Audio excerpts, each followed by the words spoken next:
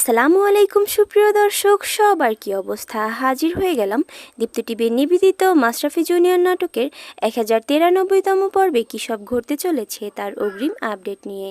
এই পর্বটি কেউ মিস করবেন না, কারণ এই পর্বে আপনারা দেখতে পারবেন রুনা ম্যামকে দেখা যাবে সে তার মানসিক ভারসাম্য হারিয়ে এবার আত্মহত্যা করার চেষ্টা করবে। আর রুনা ম্যামের এমন মানসিক পরিস্থিতি দেখে দিলারা বেগমকে দেখা যাবে সে অনেক ভয় পেয়ে যাবে এবং ডাক্তার যে রুনা ম্যামকে ইমিডিয়েট হসপিটালে অ্যাডমিট করাতে বলেছে তা সে ভাবতে থাকবে। দিলারা বেগম রুনা ম্যামের দিকে তাকিয়ে একা একা বলতে থাকবে, রুনা যে এমন সত্যি সত্যি পাগল হয়ে আত্মহত্যা করার চেষ্টা করবে তা তো আমি কল্পনাও করিনি। আমি তো জাস্ট ওকে একটু শাস্তি দিতে চেয়েছিলাম, কিন্তু শাস্তিটা যে এমন কঠিন হয়ে যাবে তা কখনোই বুঝতে পারিনি।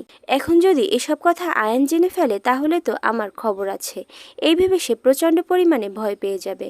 ঠিক তখনই সেখানে আয়ান চলে আসবে। আয়ানকে দেখে দিলারা বেগম অনেক ভয় পেতে থাকবে, যেন রুনা ম্যামের পাগল হয়ে যাওয়া এবং আত্মহত্যা করার কথা কোনোভাবেই আয়ান বুঝতে না পারে। সেজন্যই সে আয়ানকে বারবার তার রুমে গিয়ে ফ্রেশ হতে বলবে।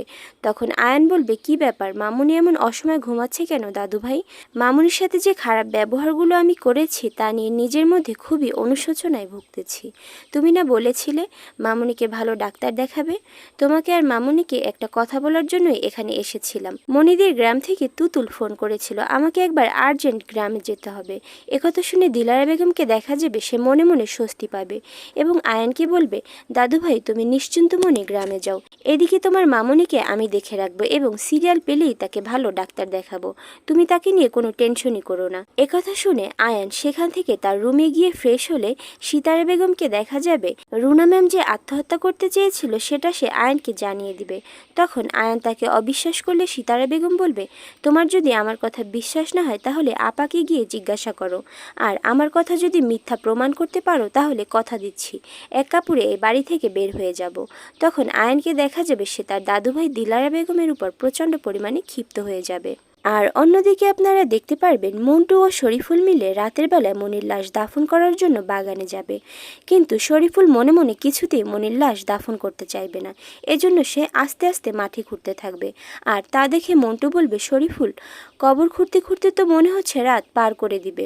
উত্তরে শরীফুল বলবে, ভাই আমি কিন্তু মেশিন না, আমি একটা মানুষ। যদি আমার কাজ আপনার পছন্দ না হয় তাহলে আপনি একটা মেশিন নিয়ে আসেন। আর এছাড়াও থাকছে আশ্চর্য সকল ঘটনা। সুতরাং সবাইকে মাশরাফি জুনিয়র নাটকের আগামী পর্ব দেখার আমন্ত্রণ রইল। আর হ্যাঁ, ভিডিওটি ভালো লাগলে অবশ্যই চ্যানেলটি সাবস্ক্রাইব করুন। ধন্যবাদ।